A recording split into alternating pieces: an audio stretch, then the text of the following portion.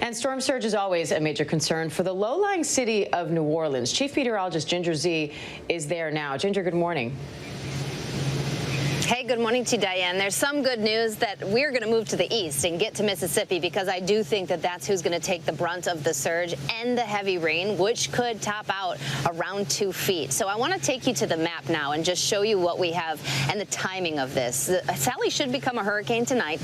It should make landfall tomorrow. Whether that clips the mouth of the Mississippi there in Louisiana, which, if that does, by the way, it would be the 4th tropical cyclone to make landfall in Louisiana just this year. But as a 1, it goes up close to past Christian, somewhere between there and Gulfport. Don't pay attention necessarily right to the line, because remember that northeast side, that east side, is where all of this lopsided storm, it really has the heaviest rain and the strongest winds. And so you're going to end up with some of the strongest surge east of there. Now, that said, when you start to push water over a slower amount of time, you could see 7 to 11 feet of storm surge anywhere in that hot pink area that includes the eastern side of New Orleans. If you zoom in a little, Lake Pontchartrain, and especially as Rob was saying, with that northeast wind when it turns back around, because we will be on the west side of it, that would be concerning for a lot of folks, because it's going to push that water back toward New Orleans. Now, there are lots of leveed areas. I think that they should hold with this amount of surge, but of course we'll be watching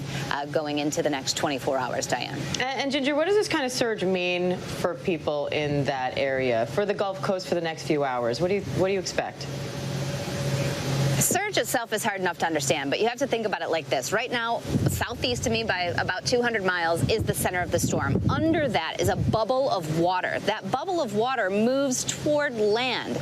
And what's going to happen here, especially along the Gulf Coast, it's very different than how we have set up, say, on the East Coast. The East Coast looks like this. The continental shelf, for that right off the beach, kind of falls off like a cliff. That cliff, when you've got a bubble of water coming at you, will act as a wall and kind of deflect some of it or absorb some of it before it gets inland, and it kind of makes you not have it go as far inland. Whereas on the Gulf Coast, so if you're here in New Orleans or you're somewhere near Mississippi and Alabama, you have a much less steep, right? So it's not a cliff, it's more of this gradual incline, and that allows that bubble of water up and over and into the land much farther. And that's why we start to talk about inland potential for storm surge by 10, sometimes 30 miles. And that's why it's such a different setup here along the Gulf Coast. And I know that you saw our drone camera.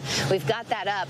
People talk about New Orleans being a bowl, and they say, why did they settle a city underwater, under sea level? Well, they didn't. And that's something that I was learning just yesterday, Diane, is that this city was the mouth of the Mississippi. It's very low, of course, but it's the way that humans, that we manipulated and settled on the Mississippi and moved that river and took away land that absorbs. It kind of acts as speed bumps. So we've kind of done ourselves not such a great favor changing the delta. Right, and now we built up those levees and hoping to stave off some of that. And I know that they, as Rob showed us, improved them dramatically after Katrina. So a lot of people hoping that those levees can withstand this storm and many more going forward.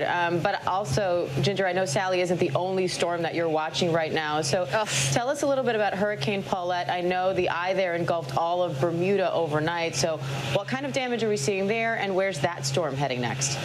The Atlantic has had 5 tropical storms right now, 5+, the most we've seen in nearly 50 years, and one of them, Paulette. That hurricane made its way over Bermuda. This satellite image is just frightening. I mean, to be able to zoom in this morning and see the island of Bermuda through the eye of the hurricane, that's not great news. Once they get communication, I'm sure we're going to see a lot more of the images of the impacts there.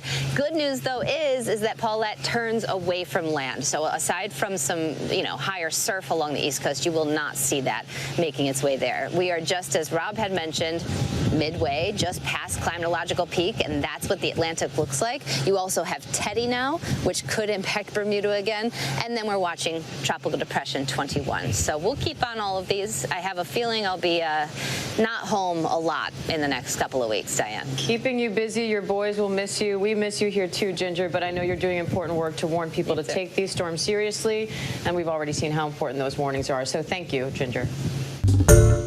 Hi everyone, George Stephanopoulos here. Thanks for checking out the ABC News YouTube channel. If you'd like to get more videos, show highlights, and watch live event coverage, click on the right over here to subscribe to our channel, and don't forget to download the ABC News app for breaking news alerts. Thanks for watching.